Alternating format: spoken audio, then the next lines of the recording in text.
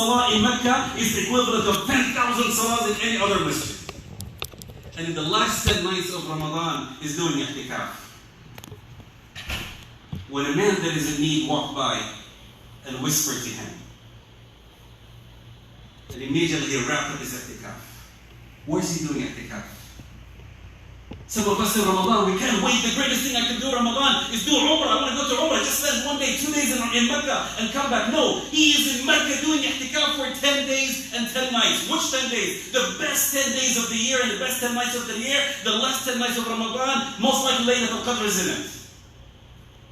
And a man comes in need, and Abdullah ibn Abbas, the cousin of the Prophet ﷺ, stands up and in a loud voice says, "My dear beloved Prophet told me to help a Muslim that is in need is better in the sight of Allah subhanahu wa ta'ala than to do i'tikaf for 70 days. Not 40, 70 days. But now listen to the addition that Abdullah ibn Abbas says. Whether it is completed or not. Someone says, I need your help. I can't pay my rent. How much is your rent? $1,000. Okay, let me ask some of the brothers, $100, $50, whatever. Instead of the 1,000, we gathered 700. Were we able to pay your rent? No. So this hadith says whether it is completed or not completed, as long as you stood to support that sister or brother that is in need, it is better than doing i'tikaf for 70 days or 70 nights in the house of Allah in Mecca. Jabr al-Khawatir. The most deed that Allah subhanahu wa ta'ala loves is when you heal and you support the heart of your brother and sister. We're not talking about donations and financial help. No. We're talking about being there supportive of them. When someone loses a brother or a sister or a father or a mother or a child, they don't need your money. They don't need your wealth. What they need is that sister and that brother that stands by them and supports them and is helping them. And that's what we need. That's what Jabr al-Khawatir is, when you go to someone's heart that is shaken, that is broken, and you heal it and put it together. That is the greatest form of worship that you can do.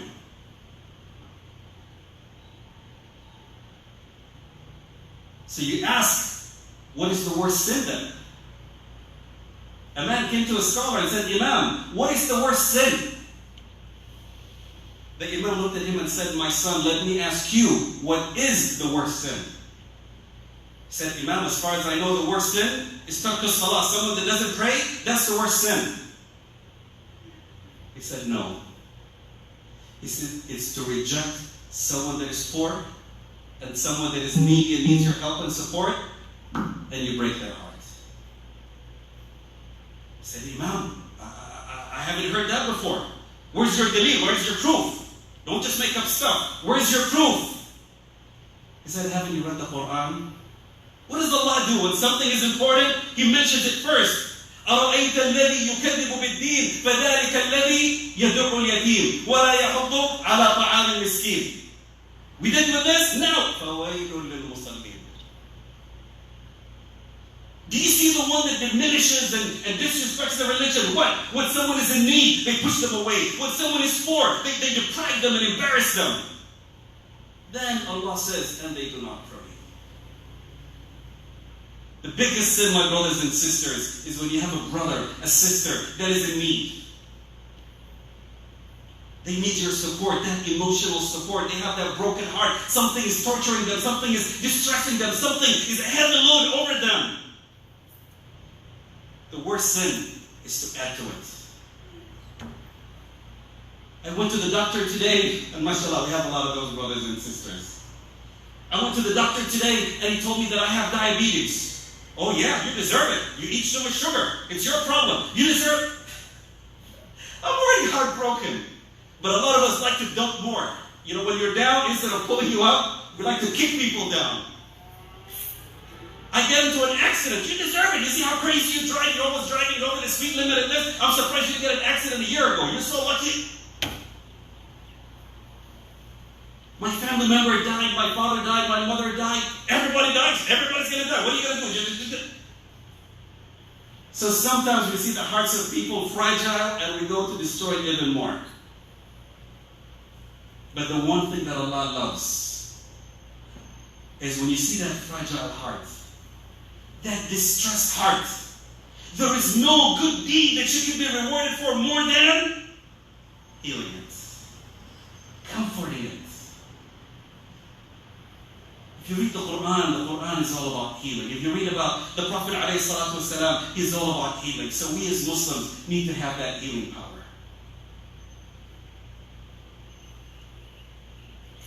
In our homes, as the husband,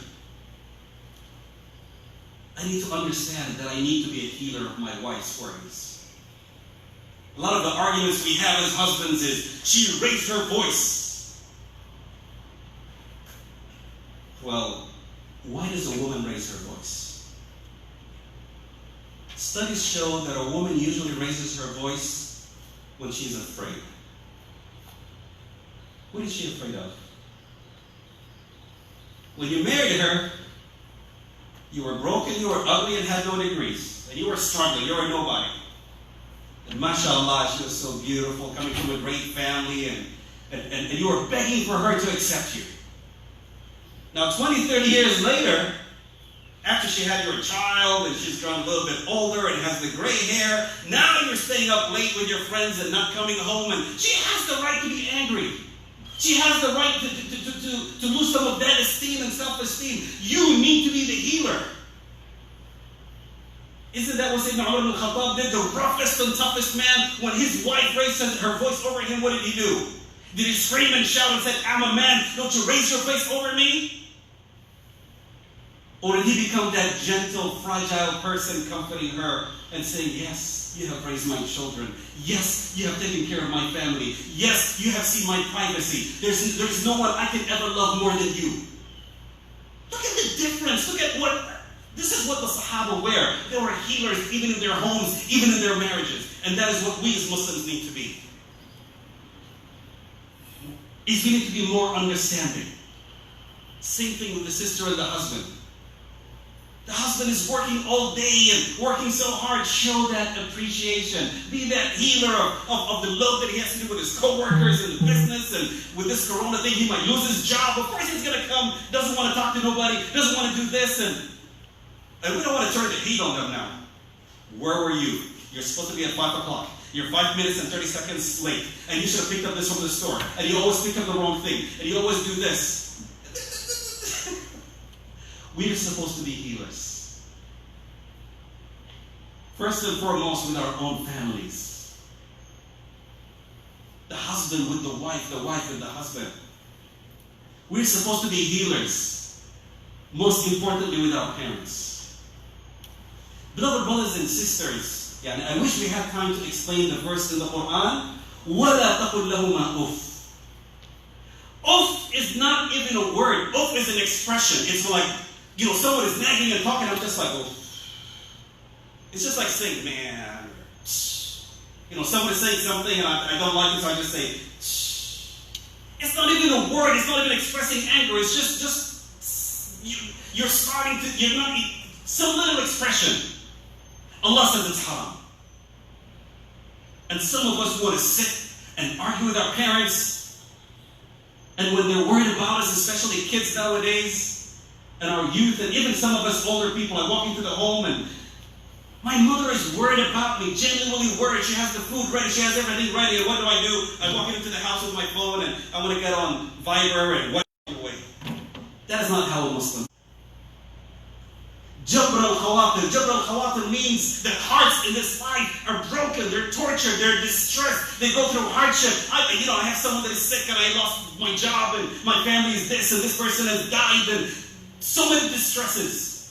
Your job as a Muslim, your best job that Allah loves and the Prophet ﷺ loves is to be a healer of hearts. Allah loves it so much, He calls Himself Al-Jabbar. Al-Jabbar, are you sick and you pray to Allah? What did He do? He healed you. Al-Jabbar, were you single looking for a wife? What happened? He found you the wife. Al-Jabbar, Allah, it's so hard and I need to get out of here. I want to go to America. You came to America. Whatever you wanted of Him, He gave you and gave you more than you ever asked for. Because He's the Jabbar, He's the healer, He's the supporter, and He wants us to support and to heal the heart. If you want to know how good of a Muslim you are, look at how much you heal and support others. When people are going through hardships, do they rush to you or do they rush away from you? If they rush away from you, it doesn't matter how much you pray or how much you fast, put a big fat question mark after it. And if they rush to you, you are the luckiest person ever. If the Muslims are rushing to you because you comfort them, that is the sunnah of the Prophet ﷺ. That is the behavior of the Prophet ﷺ. Now you can say, I am a follower of Muhammad ﷺ. The sunnah of the Prophet ﷺ, he could not see someone in distress, no matter how big or small it is, unless he jumps in to help them. He doesn't wait until you ask. A lot of us are very good, but after you ask us. But the Prophet ﷺ teaches us a better way of healing, and that is where you have a radar. You have that scanner that's going around. Before someone even asks you, you're sensing what's going on. One time in Medina, the Sahaba were joking. You know how some of us might sit and joke about where we live and whatever. Hey, I live in Palm Beach and you live in Broward. Palm Beach is better than Broward. No, Palm Beach. And you're in Miami. Miami's terrible. And you know, just joking and teasing each other about where you live. Just out of fun. Nothing intentional behind it. So the Sahaba were joking. Ali ibn Abi Talib is saying, I'm from Abu Talib, I'm the cousin of the Prophet ﷺ. In Mecca we have all this property. Another one jumps in and says, hey, we are from so-and-so. We're the greatest people in Mecca. And they're just laughing about their heritage. Because all of them are from that area of Mecca and Medina, so they have families, they have wealth, they have properties, and they're joking about it. You know, no, we're better than you, you're better than us. It's a matter of sense of humor. And amongst them was a Sahabi by the name of Salman. Who is Salman? A poor man from Persia. A poor man seeking the truth, seeking the guidance of Islam, seeking Muhammad. Everything in Persia comes to Al-Medina, doesn't have anything to his name. He's so broke that he lives in the masjid. No wealth, nothing. And he's sitting with the Sahaba. And this one is saying, my family has the cousin of the Prophet ﷺ, and we have this wealth, and my family is this, and my honor is this. And you can imagine how little he felt. Even though they were joking, but you can feel how little he felt. So he stepped back from the group. But the healer of the hearts is the Prophet ﷺ. What does he do? He noticed it. He noticed they were just joking. The man is a little bit heartbroken. What is he going to say? I have house, I have properties, I have family. So the Prophet ﷺ grabs the man, pulls him up so they're both standing together, hugs him and says, Salman minna al-bayt. Salman is one of al-bayt. He's one of my family. When you say Allahumma salli ala Muhammad wa ala ali Muhammad, your prayer goes to Salman from Persia. How much honor did he give him with just that statement? Can you imagine if you were Salman, how proud you would be? That is what healing hearts is when you uplift someone that feels broken and you raise them to the highest point. You want the sunnah of the Prophet ﷺ? Walk home and notice what your wife is going through and say that beautiful, kind word to raise her. Walk home and see your child that's struggling with something and throw that kind word of love and support and pick them up. A lot of us were raised with negative enforcement. A lot of us were growing up, we had that coach, that soccer coach or football coach that taught us, you know, if you want to be a better player, I need to insult you more.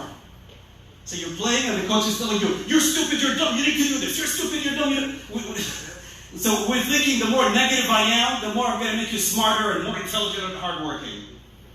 That has nothing to do with the sunnah of the Prophet ﷺ. If you want the mercy of Allah, if you want Allah to raise you to the highest point in this world in the Akhirah, Jabr al-Khawatir. Find the hearts of people that are broken, that are distressed, that are going through hardships. That brother that lost his parent, that lost his child. That brother that has a surgery or just been told that they are sick. That sister that cannot pay her rent. Just find the people that are distressed. That person that is struggling with their job and heal their heart with supportive word, with comforting word by being next to them.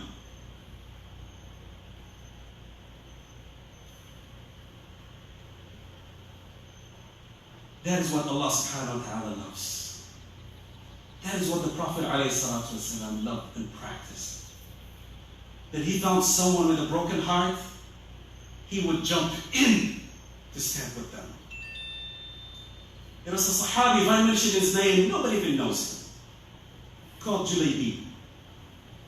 You can go in front of Imams, and even the Imams don't mind. They have to open the books of Hadith and find a Hadith in Sahih Bukhari and say, oh, okay, yes, there is a Sahabi by the name of Julaybi. Nobody knows who Julaybi is. Julaybi is, this is not me or anybody. This is Julaybi describing himself. He says, I am poor and I am ugly. The Prophet ﷺ is walking one day. He looks at him, he looks so stressed, and you know that look. Sometimes you walk and you can see someone, you can tell that person is in that depressive, sad, broken heart state. Prophet ﷺ walks in the masjid and looks at him, and he's sad and heartbroken. He says, Prophet of Allah, I ask him, what's wrong with you, Jalabi? He says, Prophet of Allah, I'm broke and I'm ugly. What does that mean when a man says I'm ugly? Basically it means I'm trying to get married, but with my look, forget about it. The Prophet ﷺ is a healer. What does he do? He grabs the hand of Julaybi and says, come with me. And he's pulling him. Prophet of Allah, where are we going? Just come with me. And he goes and knocks on the door of a family. They open the door. The father and the mother are there. An amazing Muslim, an amazing man, always in the masjid, very honest, amazing brother. To marry your daughter. When you go into marriage, don't you need a wedding? He says, I am his wedding. I am his sponsor. They love the Prophet ﷺ, but every father loves his daughter. And Julaybi was ugly. And when I say ugly, I mean you will not accept him as your daughter. So they said, Prophet of Allah, give us some time to think about it. Give us some time to think about it. He says, okay. And they walked away. And the girl heard it and said, Dad, Mom, are you crazy? The Prophet ﷺ comes with a man to our doorstep and you send him back? I will not marry any man except for Julaybi. Why am I saying this? I'm saying it because there's so many situations where someone sitting next to me needs help and I can help them, but what do? We are passive. This brother needs a doctor. I know that guy's a doctor. Call him up. Maybe I'll take him, maybe he won't, but I can help him. Brother so-and-so, do you mind if you can help this guy? Maybe they have a medical situation. They don't have insurance. They can't afford it. This guy's trying to open or whatever. I can help him. Let me try. This sister, looking to get married. This brother looking to get married. I know so many single people. I don't know if it's going to work out or not. But if you want to be a good Muslim, you have to be a healer. You have to be a supporter. You have to jump in. That is what Allah loves. Is when you make it your mission to jump in. أقول هذا القول والصدق العظيم لي ولكم من كل ذنب فاستغفروا الله وتوبوا إليه.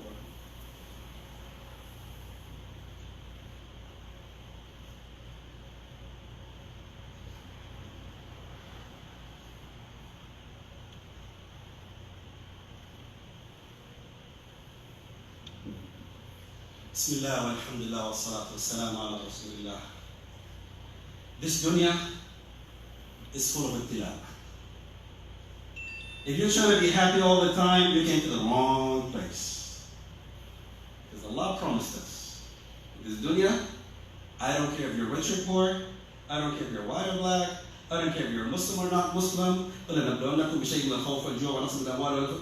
all going to be tested with sickness, hell, losing your health, losing someone that's going to die, losing family members, losing money. Whoever you are, you're going to go through it. Your heart is going to go through times when it's distressed and broken. The luckiest amongst us, brothers and sisters, are the ones that jump to support others. I look at my wife and I can sense she looks a little bit stressed today. She's a little bit short today. and I jump in to be her supporter. There's no man much busier and rougher and tougher and stronger than Sayyidina Ali ibn Abi Talib. But yet he can see all the distress going with his wife, and say that Fatima radiallahu anha, early in the morning, she just woke up and she's brushing her teeth with the miswak, and she has to take care of those little babies, and she has to cook the food for whatever, and just so much stuff that she has to do. And Sayyidina Ali stands next to her, staring, very angry. She's holding the miswaks and looks at him, and he starts to say poetry. He says, "You miswak are the luckiest creature in this universe. If you're a man, I would have cut your head. How lucky you are to touch her most beautiful lips. I am so jealous of you. I wish I was touching those lips right now." And he walks away. And you can just imagine how happy and joyful she felt that her man is trying to mesmerize her and is being romantic and saying kind words to her. It just made her day. And that is what a Muslim husband is. That is what a Muslim wife is. When the husband is working so hard that in today's economy, I don't know if my business is going to do it. I don't know if my work is going to do it. They don't appreciate what I do. The man is going through hesitations, and the wife remembers the most amazing woman ever, as Sayyidah Khadija radiallahu anha wa ardaha, when the Prophet ﷺ comes shivering and shaking. What does she do? Does she say, "What's wrong with you?" Does she? No. Wallahi, la yukhzik Allah. Allah will never put you down. Aren't you the man that supports the ones that are needy? Allah will always support you.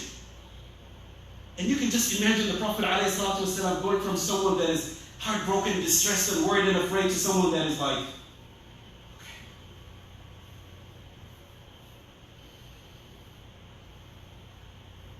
And that is why Allah names Himself Al-Jabbar. Allah calls Himself the healer, the supporter, the one that mends broken hearts. And I want you to look at your life from the day that you were created. Every single time you went through something that broke your heart, Wallahi, Al-Jabbar, Allah has to heal it and give you something that will mend it and make you happier than before. Look at the life of the Prophet ﷺ. In very short days, the two closest people to him die. When people are attacking him, his uncle Abu Talib is protecting him, he dies. Now they're just attacking him publicly. And that comfort at home that's close to him, Sayyidah Khadija, his wife, the mother of his children, dies. And you can just see the heart of the Prophet ﷺ being broken. But Al-Jabbar is there. The healer, the supporter is there. He goes to bed. Jibreel alayhi salam says, "Wake up, Muhammad. You have no idea what Allah has ready for you." What is it? This is Al-Buraq. Get on top of it. A moment later, he's in Al-Masjid Al-Aqsa. All the prophets of Allah are praying behind him. His father Ibrahim, Isa, Musa, all of them praying behind him in Masjid Al-Aqsa. Then he goes to the heaven, to the highest point that even the angels have never reached. That is what Al-Jabbar does. The Prophet ﷺ goes to At-Taif to invite the people of At-Taif. The people of Mecca are persecuting him. He goes to At-Taif to invite the people of At-Taif. What do? They stand two straight lines and they start stoning him and stoning him and stoning him. And he's going heartbroken, bleeding to Mecca. Can you imagine what could ever happen? There's no man in the way back. He's going back to Mecca. Even worse people than the people of Taif. There they neglected and they stoned him. There they're going and they're stoning him. So what does he do? He starts to recite the Quran as he's going back. He starts to recite the Quran as he's going back. Allah revealed verses to comfort him. Allah is the healer. But the verses that Allah healed them with are so amazing. One of the most, I love the Quran, but those are some of the most beautiful verses that I love because Muhammad alayhi salatu wasalam would never have imagined what happened. He's coming from a Taif, he's heartbroken, I'm going to invite them to Allah, and they reject me and they stone me. He's heartbroken, he's reciting the Quran between him and Allah. Allah subhanahu wa ta'ala reveals a chapter in the Quran in which he says, قُلْ أُوحِيَ إِلَيَّ أَنَّهُ اسْتَمَعَ نَفَرٌ مِّنَ الْجِنِّ فَقَالُوا إِنَّا سَمِعْنَا قُرْآنًا عَجَبًا. As you are walking, Muhammad, coming back from a Taif, The jinn were listening to your recitation, and they said, wow, we have heard the most amazing recitation in the world. A word that comes purely from Allah. A word that invites us to the path of the truth. And we accept and want to become Muslim and follow you, Muhammad. Muhammad alayhi salatu wasalam did not know that he wanted to invite humans, but Allah made him invite jinn, and the jinn became Muslim, and the Quran is revealed to witness that conversion of them, to tell him about it, to heal his heart. If you want the mercy of Allah, my brothers and sisters, always look at the person next to you and know that life is tough. Look at your husband and know that life is tough, and find the kind words to comfort his heart. Look at your wife and know that life is tough. There's so much stuff she's worried about and she's stressed about. Even if she raises her voice, even if she's a little bit tough, even if she's arguing with you, remember, life is tough, and your job is to heal that heart. And even when the children are not listening to us and are driving us crazy, and they love to drive us crazy, remember that their generation is tough, and they're going through things that we can never start to imagine. Heal their hearts. And when you come and look at someone that is sick, you have no idea what health means. When someone gets older, simple things like knee pain and joint pains and diabetes and heart, and you just don't realize the toll it takes on someone. So when you stand with them, comfort them. Be that comforter with your words. Be that healer with your words. Finances are tough. Nowadays, people don't even look at us if you don't have money. So when you know someone has lost something financially, make it over anybody else. If I'm sitting at dinner next to my friends that are all rich and wealthy and own businesses, and a poor sister walks in or a poor brother walks in, no. I will show them more honor and more respect and stand by them and hug them and shake their hands. Quote unquote, after Corona. Don't go shaking hands and then I get a lawsuit saying Bashir said we should shake hands. But the point that I'm making is be like the Prophet ﷺ, when everybody was standing and he noticed that poor person, he said, no, he's mine. So now everybody wants to become friends with said man because he's from Ahlul Bayt. Let us be more sensitive to the needs of others. Those that are going through financial problems, that are going through health problems, that are going through economical problems, that are going through spiritual problems. That are going through spiritual problems. One thing that we like to do is to point fingers. Oh, brother never comes to the masjid. Sister, you see the other day going to this place. And no. Especially those people, we need to be more loving and caring of them and supportive of them. Care once about the brother that comes to the masjid, and care tons that doesn't come to the masjid, and the sister that doesn't pray.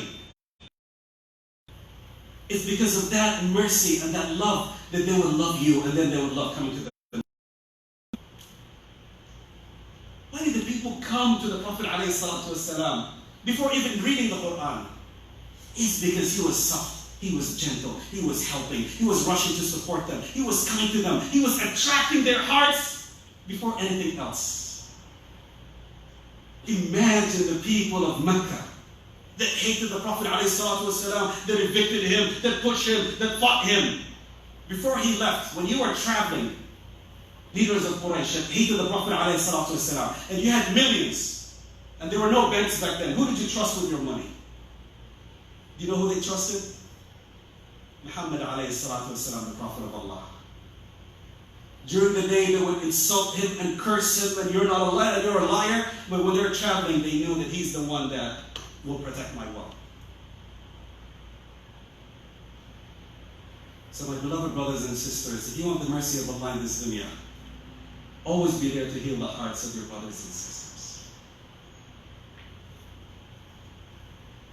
And there's a couple of categories I just want to stress. I know I went over time, forgive me, and I'll wrap up with it.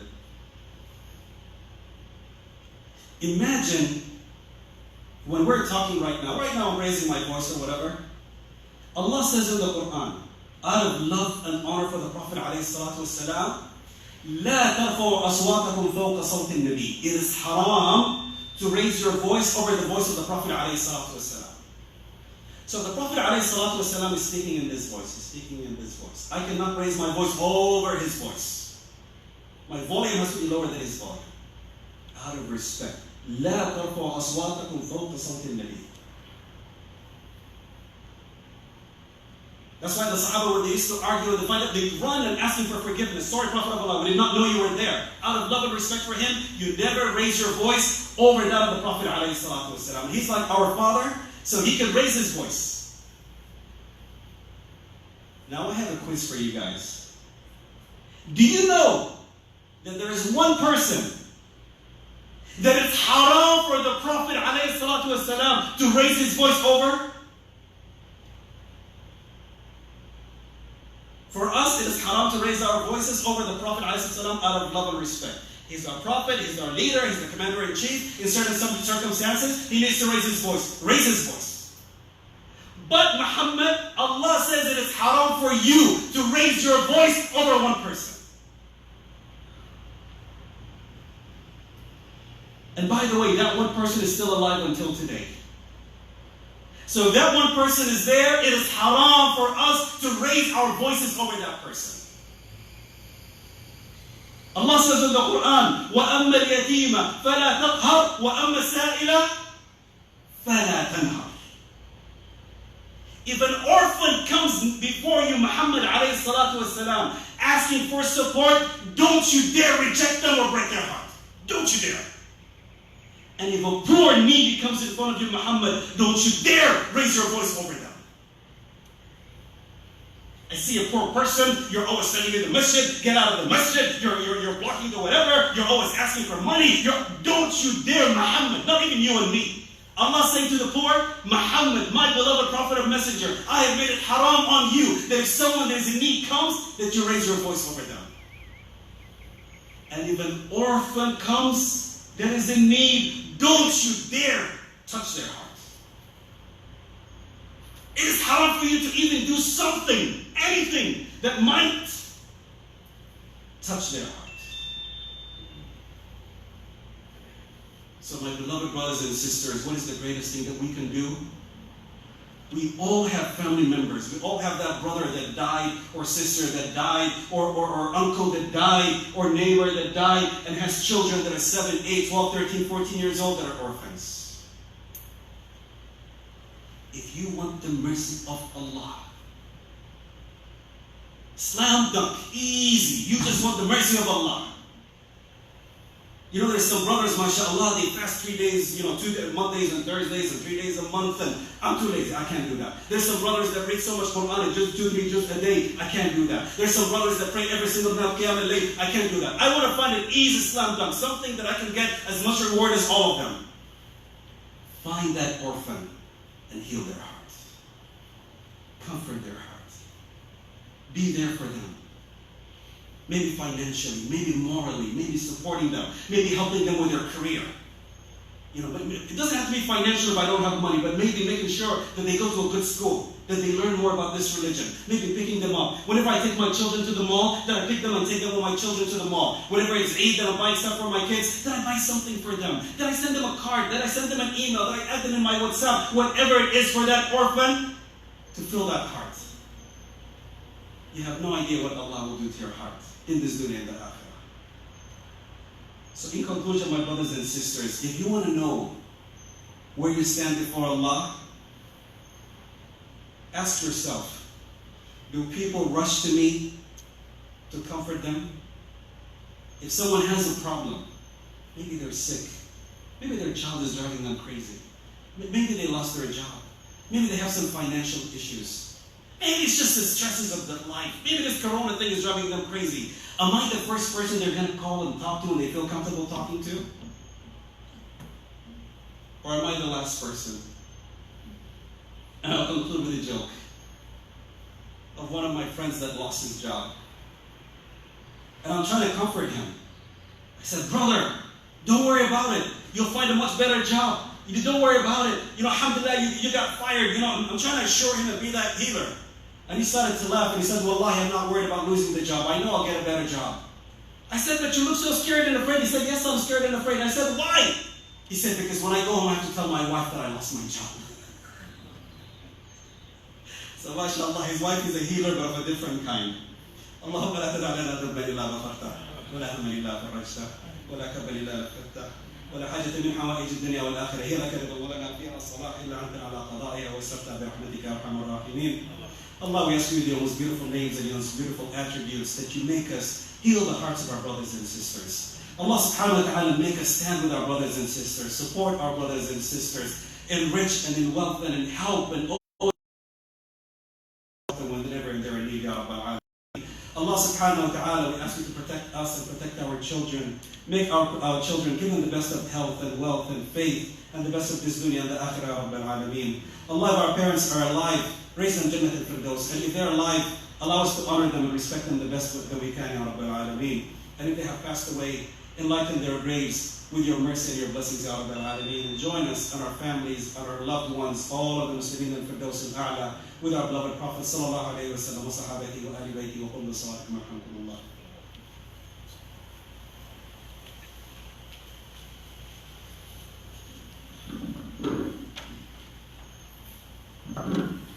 Allahu Akbar, Allah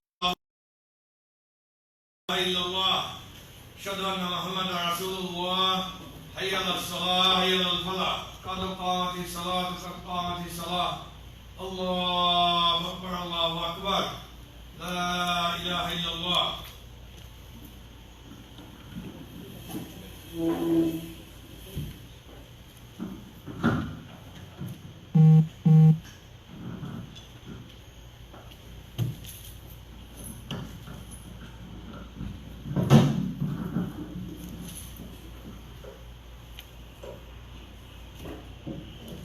Strengthen your legs and don't leave any gaps.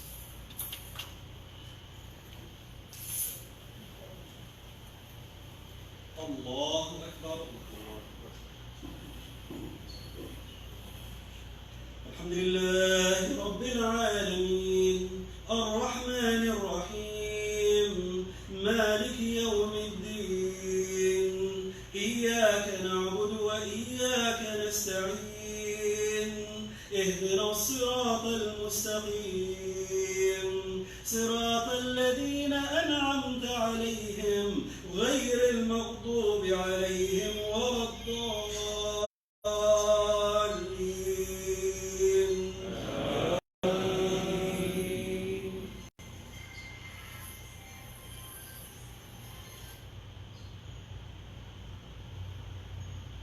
أرأيت الذي يكذب بالدين فذلك الذي يدعو اليتيم ولا يحض على طعام المسكين. الله أكبر.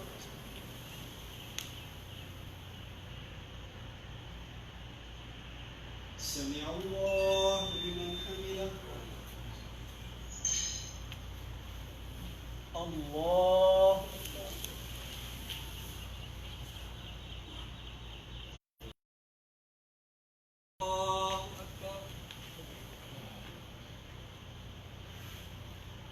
الله أكبر.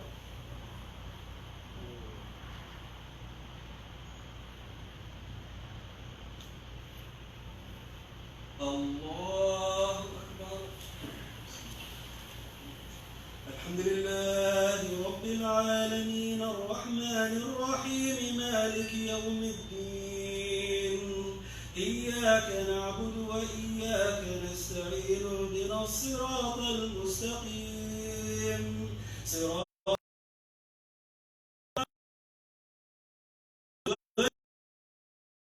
عليهم ولا الضالين.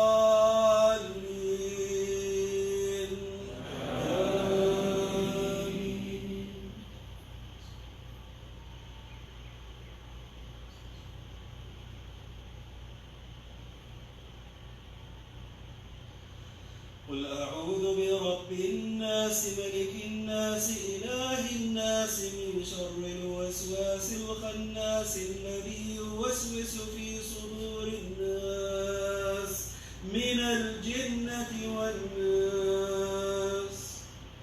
الله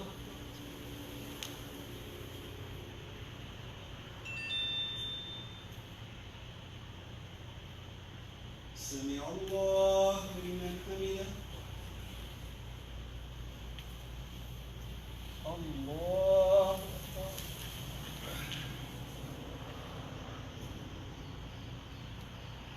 الله أكبر.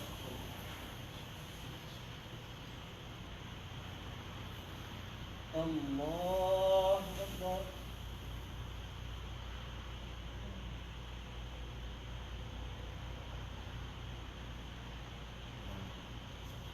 الله أكبر.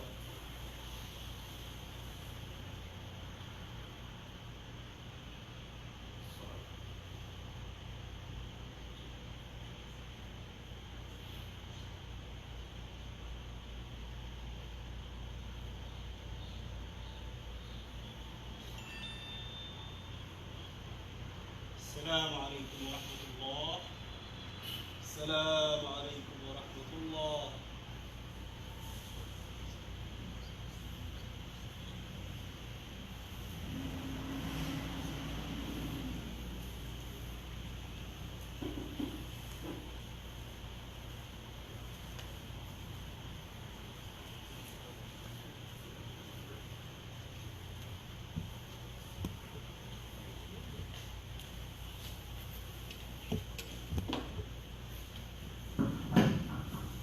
Assalamu alaikum. Brothers, most importantly, we have a sister, her husband is in the hospital, she's having a hard time getting rent together. So we have this donation box on the podium. Anyone that could please help her out, drop some money in there, inshallah, we can pass that over to her. Also, we ask this every week, please do continue to spread the information to your friends, your peers, your family, that the masajid are open, that we're practicing all the precautions needed. So please do invite more, bring more people with you to the masjid so we can start filling up the masjid again. One thing that we are working on is we're teaming up with an organization, Pakistani brothers. They'll be providing COVID-19 testing. I'm not really too sure if it's for antibodies or if people are actually sick or not, but we're working, inshallah, to do an event here in the masjid. Everything will be clean and sterile and whatnot. We'll have more information if you want to. Just keep an eye on your email or on the Facebook group, inshallah. The Facebook group, just search As-Salam Center and join if you're not already there. But inshallah, all the announcements in regards to that will be on there as more information becomes available. And brothers, please, the masjid does always need your help, so try to give generously on your way out. You'll see large donation boxes. Give whatever you can, because as you do know, our income is very limited at the moment. As-Salam alaikum.